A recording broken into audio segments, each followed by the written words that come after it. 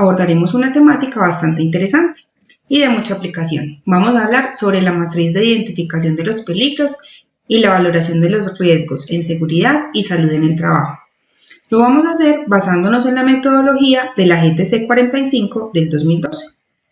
La matriz de identificación de los peligros, valoración de los riesgos y determinación de los controles es un conjunto de actividades que permiten proporcionar información a la empresa sobre los peligros y riesgos presentes en las actividades laborales, evitando daños a la salud de los trabajadores, a las instalaciones y al ambiente.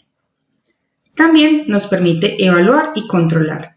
La evaluación puede ser por varios métodos, como reuniones con los empleados, preguntas directas o el que la empresa ya tenga establecido, de manera que los trabajadores logren identificar y posteriormente nos comuniquen cuáles son aquellos peligros asociados a su actividad laboral puntual y la empresa pueda buscar la manera de controlarlos.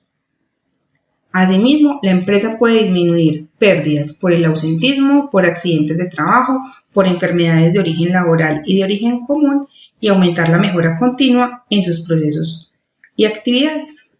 A continuación, veremos esta metodología cómo se enmarca dentro del ciclo PHBA o ciclo de Deming. Para lograr identificar los peligros y valorar los riesgos existen unas actividades puntuales. Es relevante que la persona que realiza la matriz conozca la empresa para su correcta formulación. En el planear, las organizaciones como primer paso deben contar con una herramienta, con un instrumento que les sirva para consignar sistemáticamente la información proveniente del proceso. Dentro del hacer, se identifican los peligros como tal, se evalúan cuáles controles existen para mitigar el peligro identificado y cuál es su nivel de eficacia. Aquí recomendamos realizar esta actividad en campo, ya que con los trabajadores al lado podemos tener una visión más amplia y así no se nos escapa ningún proceso. En verificar, la matriz de riesgos debe evaluarse periódicamente. Por ejemplo, cuando encontremos un nuevo peligro o cuando se genere un accidente laboral o si los controles que teníamos establecidos ya no están funcionando de manera óptima. Si no se presentan ninguno de los anteriores, se debe revisar de manera anual, buscando si los controles que ya habíamos establecido realmente sí disminuyeron los niveles de riesgo. Y frente al actuar, teniendo el caso en el que esa revisión se identifique que los controles no han sido eficaces, se deben tomar decisiones y realizar ajustes buscando el control y mitigando las consecuencias que se puedan generar. Otro aspecto que debemos tener claro es la diferencia entre peligro y riesgo. Según la GTC 45, un peligro es una fuente, una situación o un acto que pueda generar un daño potencial en las personas o una combinación de estos. Y para realizar su identificación se deben generar procesos de reconocimiento de la situación de peligro existente y definir sus características. En relación al riesgo hay que tener claro que es la combinación entre la probabilidad de que ocurra un evento y la severidad de la lesión o la enfermedad que pueda ser causada. Y para su evaluación, entonces se estima la magnitud de los riesgos para la salud y la seguridad de los trabajadores. Entonces, en ese orden de ideas, un ejemplo de un peligro es en una compañía que tenga una bodega y que el piso de esa bodega tenga desniveles. Y el riesgo es que el trabajador que está en la bodega pueda tropezar. El siguiente anexo de la misma guía. ¿Qué debemos hacer? Debemos incluir aquellos aspectos relacionados con cada actividad laboral y considerar quién, cuándo y cómo puede resultar afectado. Encontramos el peligro biológico, como los virus, bacterias, hongos, picaduras de insectos, mordeduras de animales, incluso los fluidos y los excrementos. Este es un tema que ahorita debe estar en actualización dentro de las organizaciones por la crisis que estamos viviendo con el SARS-CoV-2. En otro video les mostraremos cómo se puede generar este cambio en la matriz de identificación de peligros y evaluación de riesgos y determinación de controles. Siguiendo con el peligro físico, podemos encontrarlo en el ruido, iluminación, temperaturas extremas, presión atmosférica, radiaciones ionizantes como las que se presentan cuando el personal realiza rayos X y radiaciones no ionizantes como por ejemplo un proceso de sellado por radiofrecuencia. El siguiente peligro es el químico.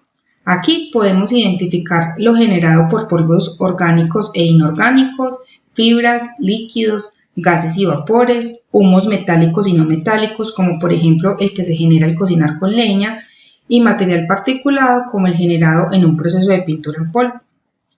Dentro de los peligros psicosociales se encuentra lo referente a la gestión organizacional.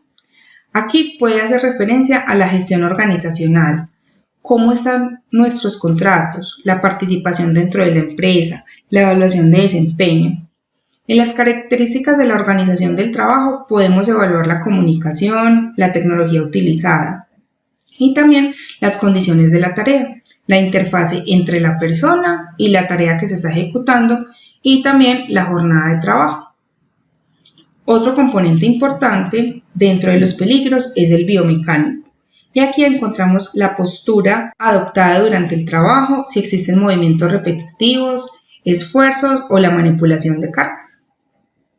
En las condiciones de seguridad está el mecánico, el eléctrico, el locativo, tecnológico, la exposición a accidentes de tránsito, por ejemplo con los mensajeros, que su trabajo es directamente en las calles, y la exposición a los factores públicos como robos, atracos o problemas de orden público.